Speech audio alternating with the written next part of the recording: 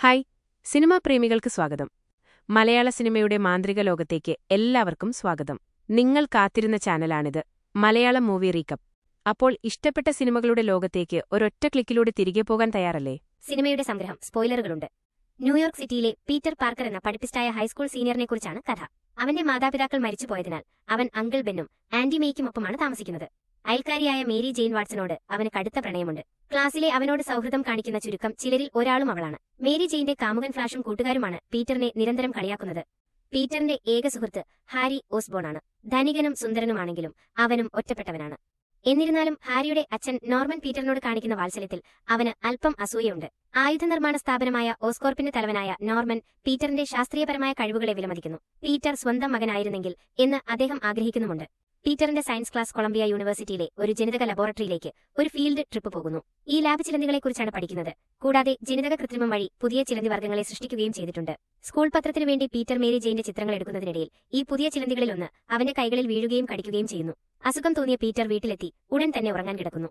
ജനിതക തലത്തിൽ ചിലന്തിയുടെ വിഷം പീറ്ററിൽ വിചിത്രമായ മാറ്റങ്ങൾ വരുത്താൻ തുടങ്ങുന്നു. അതേസമയം ഓസ്കോർപ്പിന്റെ പുതിയ സൂപ്പർ സോൾജിയർ ഫോർമുലയുടെ ഫലങ്ങൾ കാണാൻ ജനറൽ സ്ട്രോക്കം അവിടെ എത്തുന്നു. ഫോർമുല സ്ഥിരതയില്ലാത്തതാണെന്ന് നോർമന്റെ മുൻനിര ശാസ്ത്രജ്ഞരിൽ ഒരാളായ ഡോക്ടർ സ്ട്രോം മുന്നറിയിപ്പ് നൽകിയപ്പോൾ ഓസ്കോർപ്പിൽ നിന്നുള്ള എല്ലാ സൈനിക ഫണ്ടിങ്ങും പിൻവലിക്കുമെന്ന് ജനറൽ സ്ട്രോക്കം ഭീഷണിപ്പെടുത്തുന്നു.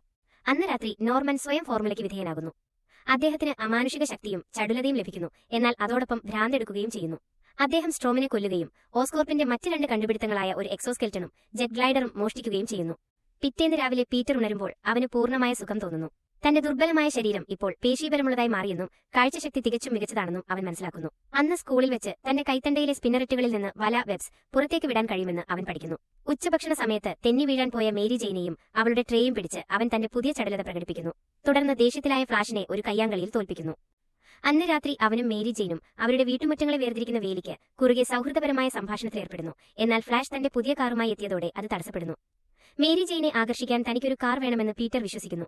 എന്നാൽ തനിക്കോ സാമ്പത്തികമായി ബുദ്ധിമുട്ടുന്ന വിരമിച്ച ബെൻ, മേ എന്നിവർക്കോ അത് താങ്ങാൻ കഴിയില്ലെന്ന് അവനറിയാം. ഒരു രാത്രിയിൽ ഒരു പത്രത്തിൽ ഒരു പരസ്യം അവൻ കാണുന്നു. ഒരു പ്രാദേശിക പ്രൊഫഷണൽ റെസ്ലിംഗ് ലീഗ് അവരുടെ ചാമ്പ്യൻ ബോൺസോയുമായി 3 മിനിറ്റ് റിംഗിൽ അതിജീവിക്കാൻ കഴിയുന്ന ആർക്കും $3000 നൽകും.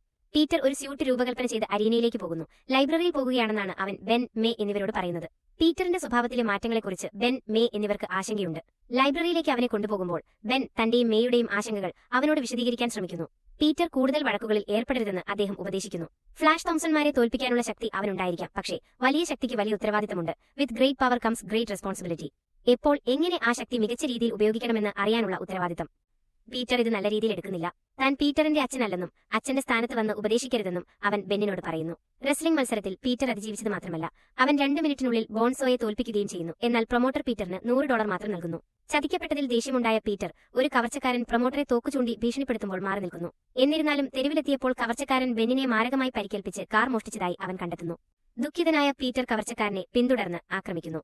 കവർച്ചക്കാരൻ ഒരു ജനലിലൂടെ വീഴുന്നു. അവിടെ പോലീസ് അവന്റെ ശരീരം കണ്ടെത്തുന്നു. അതേ രാത്രിയിൽ മോഷ്ടിച്ച ഓസ്കോർപ്പ് എക്സോസ്കെലിറ്റൻ ധരിച്ച് ജെറ്റ് ഗ്ലൈഡറിൽ സഞ്ചരിക്കുന്ന ഭീഷണിപ്പെടുത്തുന്ന ഒരു രൂപം. ഓസ്കോർപ്പിന്റെ പ്രധാന എതിരാളിയായ കൊസ്റ്റ് എയ്റോസ്പേസിലെ ആയുധ പരിശോധനയെ ആക്രമിക്കുന്നു.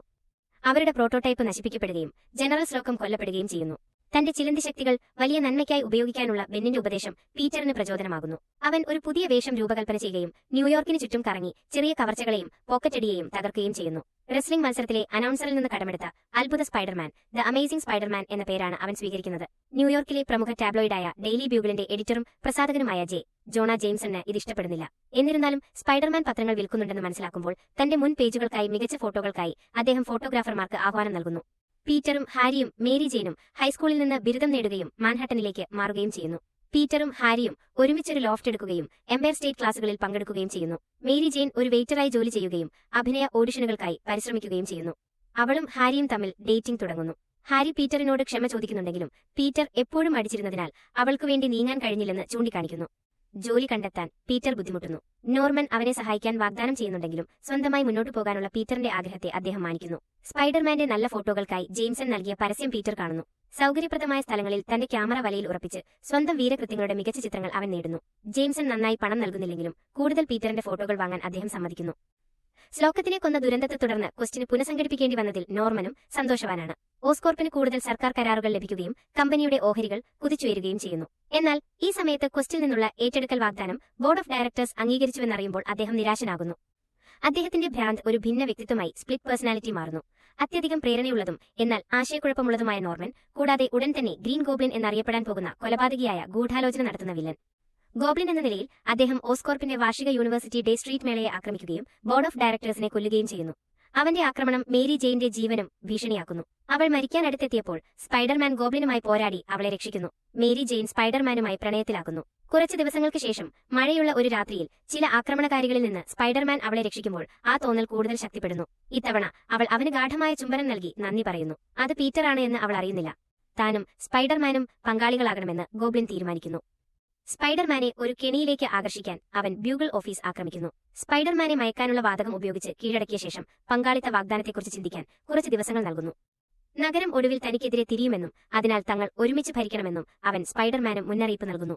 കുറച്ച് ദിവസങ്ങൾക്ക് ശേഷം താങ്ക്സ്ഗിവിംഗ് ദിനത്തിൽ സ്പൈഡർമാനിൽ നിന്ന് ഒരു ഉത്തരം ലഭിക്കാൻ വേണ്ടി ഗോബ്ലിൻ ഒരു അപ്പാർട്ട്മെന്റ് കെട്ടിടത്തിൽ തീയിടുന്നു. ഗോബ്ലിനൊപ്പം ചേരാൻ സ്പൈഡർമാൻ വിസമ്മതിക്കുന്നു. തുടർന്ന് ഇരുവരും പോരാടുന്നു. സ്പൈഡർമാന് കയ്യിൽ ഒരു കടുത്ത മുറിവ് ഏൽക്കുന്നു. നോർമനും പീറ്ററും ഗോബ്ലിനും സ്പൈഡർമാനും താങ്ക്സ്ഗിവിംഗ് അത്താഴത്തിനായി ലോഫ്റ്റിലെത്തേണ്ടതുണ്ട്. അവർ ഓരോരുത്തരും വെവ്വേറെ ഓടിയെത്തുന്നു. മുറിവിൽ നിന്നുള്ള പുതിയ രക്തം പീറ്ററിന്റെ സ്ലീവിലുള്ളത് നോർമൻ കാണുമ്പോൾ പീറ്ററാണ് സ്പൈഡർമാൻ എന്ന് നോർമൻ തിരിച്ചറിയുകയും തിടുക്കത്തിൽ അവിടെ നിന്ന് പോകുകയും ചെയ്യുന്നു. പുറത്തേക്ക് പോകുന്ന വഴിക്ക് അദ്ദേഹം മേരി ജെയിനെ അപമാനിക്കുന്നു. ഹാരി അവളെ പ്രതിരോധിക്കാത്തതിനാൽ അവളും അവിടെ നിന്ന് പോകുന്നു. ആ രാത്രിയിൽ ഗോബ്ലിൻ വീട്ടിലെത്തി ആന്റി മേയെ ആക്രമിക്കുകയും അവളെ ആശുപത്രിയിലാക്കുകയും ചെയ്യുന്നു. അവളെ സന്ദർശിക്കുന്നതിനിടയിൽ സ്പൈഡർമാനോടുള്ള തന്റെ ഇഷ്ടം മേരി ജെയിൻ പീറ്ററിനോട് വെളിപ്പെടുത്തുന്നു. എന്നാൽ അവർക്ക് പരസ്പരം ഒരു അടുപ്പമുള്ള നിമിഷമുണ്ടാകുന്നു. ഇത് കാണുന്ന ഹാരി മേരി ജെയിനുമായുള്ള തന്റെ ബന്ധം അവസാനിച്ചെന്ന് മനസ്സിലാക്കുന്നു. മേരി ജെയിനിലൂടെ സ്പൈഡർമാനെ ആക്രമിക്കാൻ ഗോബ്ലിൻ തീരുമാനിക്കുന്നു. അവൻ അവളെ തട്ടിക്കൊണ്ടുപോവുകയും തുടർന്ന് റൂസ്വെൽറ്റ് പാലത്തിലെ ഒരു ട്രോളി കാർ അട്ടിമറിക്കുകയും ചെയ്യുന്നു. സ്പൈഡർമാൻ എത്തുമ്പോൾ മേരി ജെയിനിനെയോ ട്രോളി കാറിനെയോ രക്ഷിക്കാൻ ഗോബ്ലിൻ അവന് ഒരു തിരഞ്ഞെടുപ്പ് നൽകുന്നു. തുടർന്ന് ഇരുവരെയും പാലത്തിൽ നിന്ന് താഴേക്കിടുന്നു. സ്പൈഡർമാൻ ഇരുവരെയും രക്ഷിക്കാൻ ശ്രമിക്കുന്നു. അതുവഴി പോയ ഒരു ബാർജിന്റെയും പാലത്തിലെ കാൽനടയാത്രികരുടെയും സഹായത്തോടെ അവന് ഇരുവരെയും രക്ഷിക്കാൻ കഴിയുന്നു. കാൽനടയാത്രക്കാർ ഗോബ്ലിനെ സാധനങ്ങളെടുത്ത് എറിഞ്ഞ് സ്പൈഡർമാനെ കൊല്ലാനുള്ള ശ്രമം വൈകിപ്പിക്കുന്നു. പകരം ഗോബ്ലിൻ സ്പൈഡർമാനെ പിടിച്ച് ഒരു ഒഴിഞ്ഞ കെട്ടിടത്തിലേക്ക് എറിയുന്നു. ഇരുവരും പോരാടുന്നു. ഗോബ്ലിൻ സ്പൈഡർമാനെ കീഴടക്കുന്നു. ഒരു പംകിൻ ബോംബ് സ്പൈഡർമാന്റെ മുഖത്തേക്ക് എറിയുന്നത് അവന്റെ മാസ്കിന് കാര്യമായ കേടുപാടുകൾ വരുത്തുകയും അവനെ മുറിവേൽപ്പിക്കുകയും ചെയ്യുന്നു. ഗോബ്ലിൻ സ്പൈഡർമാനെ തടഞ്ഞു നിർത്തി ഇരട്ട ബ്ലേഡുകൾ ഉപയോഗിച്ച് കൊല്ലാനൊരുങ്ങുമ്പോൾ അവൻ മേരി ജെയിനെ ഭീഷണിപ്പെടുത്താൻ ശ്രമിക്കുന്നതിൽ വലിയൊരു അബദ്ധം വരുത്തുന്നു. ഇതിൽ ക്ഷുഭിതനായ സ്പൈഡർമാൻ ഗോബ്ലിനെ ബോധം കെടുത്തുന്ന രീതിയിൽ ആക്രമിക്കുകയും അവനെ കീഴടക്കുകയും ചെയ്യുന്നു. എന്നാൽ ഗോബ്ലിൻ മാസ്ക് മാറ്റി നോർമനാണ് താനെന്ന് വെളിപ്പെടുത്തുമ്പോൾ സ്പൈഡർമാൻ നിർത്തിപ്പോകുന്നു. നോർമനാണ് ഗോബ്ലിൻ എന്ന് മനസ്സിലാക്കിയ പീറ്റർ ഞെട്ടലിലാണ്. താൻ ചെയ്ത എല്ലാ പ്രവൃത്തികളും ഗോബ്ലിന്റെ വ്യക്തിത്വത്തിന്റെ സ്വാധീനം മൂലമാണെന്ന് നോർമൻ പീറ്ററിനോട് ന്യായീകരിക്കാൻ ശ്രമിക്കുന്നു. നോർമൻ പീറ്ററിനോട് ക്ഷമ ചോദിക്കുമ്പോൾ ഗോബ്ലിന്റെ ജെറ്റ് ഗ്ലൈഡർ സ്പൈഡർമാന്റെ പിന്നിൽ പ്രത്യക്ഷപ്പെടുകയും ഗോബ്ലിൻ വ്യക്തിത്വം നോർമനെ കീഴടക്കുകയും ചെയ്യുന്നു. തന്റെ ജെറ്റ് ഗ്ലൈഡർ ഉപയോഗിച്ച് സ്പൈഡർമാനെ കൊല്ലാൻ ഗോബ്ലിൻ ശ്രമിക്കുന്നു. പക്ഷേ അവൻ സമയത്തിനൊഴിഞ്ഞു മാറുന്നു. ഗ്ലൈഡർ നോർമന്റെ ശരീരത്തിൽ തുളച്ചു കയറുകയും അദ്ദേഹം കൊല്ലപ്പെടുകയും ചെയ്യുന്നു. മരിക്കുന്നതിന് മുമ്പ് ഗ്രീൻ ഗോബ്ലിനെക്കുറിച്ച് ഹാരിയോട് പറയരുത് എന്ന് നോർമൻ പീറ്ററിനോട് അപേക്ഷിക്കുന്നു. സ്പൈഡർമാൻ നോർമന്റെ മൃതദേഹം അവന്റെ പെൻഹൌസ് അപ്പാർട്ട്മെന്റിലേക്ക് കൊണ്ടുപോകുന്നു. ഹാരി അവരെ കാണുകയും നോർമന്റെ മരണത്തിന് സ്പൈഡർമാനെ കുറ്റപ്പെടുത്തുകയും ചെയ്യുന്നു. ശവസംസ്കാര ചടങ്ങിൽ പ്രതികാരം ചെയ്യുമെന്ന് അവൻ ശപഥം ചെയ്യുകയും പീറ്റർ ഒരു മികച്ച സുഹൃത്തായതിന് നന്ദി പറയുകയും ചെയ്യുന്നു. പീറ്റർ അങ്കിൾ ബെന്നിന്റെ ശവകുടീരം സന്ദർശിക്കാൻ പോകുന്നു. മേരി ജെയിൻ അവിടെ എത്തി തനിക്ക് അവനോടുള്ള പ്രണയം ഏറ്റുപറയുന്നു. അവൾ അവനെ വാത്സല്യത്തോടെ ചുംബിക്കുന്നു. സത്യം അവളോട് പറയാൻ പീറ്റർ ആഗ്രഹിക്കുന്നു. പക്ഷേ അവന് കഴിയുന്നില്ല. പകരം തനിക്ക് അവളുടെ സുഹൃത്തായി മാത്രമേ തുടരാൻ കഴിയൂ എന്ന് അവൻ അവളോട് പറയുന്നു. താൻ മുമ്പ് അവനെ ചുംബിച്ചിരിക്കാമെന്ന് മേരി ജെയിന് തോന്നുന്നുണ്ടെങ്കിലും പീറ്റർ അവന്റെ ജീവിതത്തിലെ അനുഗ്രഹവും ശാപവും അറിഞ്ഞുകൊണ്ട് നടന്നുപോകുന്നു.